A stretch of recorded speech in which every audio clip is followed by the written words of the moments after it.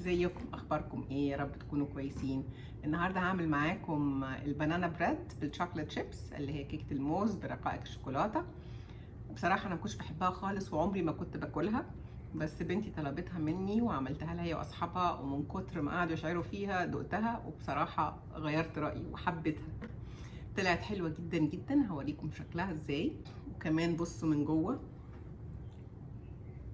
بصوا طريه ازاي، وعشان تصدقوا ان انا حبيتها هدوقها لكم. بصراحة تحفة، لازم تجربوها. يلا بينا نشوف المقادير.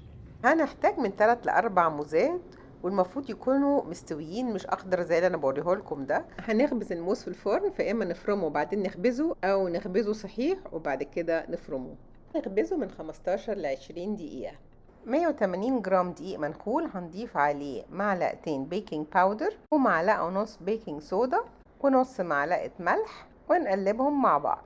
في وعاء تاني هناخد 100 جرام سكر بني فاتح و100 جرام سكر ابيض، وهنضيف عليهم 110 جرام زبدة ونكون مسيحينها، وهنخفق من دقيقتين ل5 دقايق لحد لما يكونوا قوام شبه المعجون.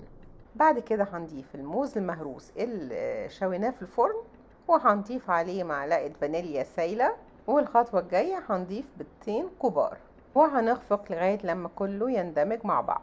بعد كده هنضيف 130 جرام زبادي يوناني، ممكن زبادي عادي برضو اوكي، وممكن ساور كريم.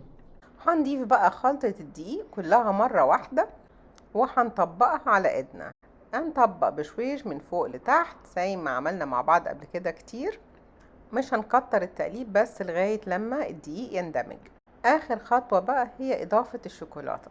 ممكن نستخدم شوكولات شيبس، بس انا لقيت ان الاحلى ان احنا ناخد شوكولاتة. انا خدت خليط شوكولاتة غامقة مع شوكولاتة بالحليب، وقطعتها قطع صغيرة بالسكينة.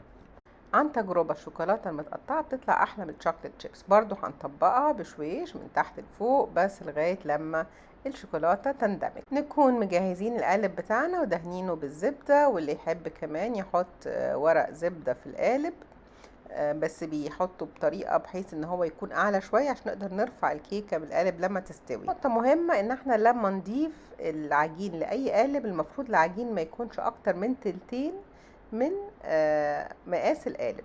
على الوش رشيت شوية شوكولات شيبس. نكون مجهزين الفرن سخن على درجة حرارة 180، ودخلت الكيكة الفرن. خدت مني تقريبا 45 دقيقة حسب الفرن. بعد 45 دقيقة نعمل اختبار الكيكة بخلة الأسنان، ولو استوت نطلعها، لو لسه نسيبها شوية.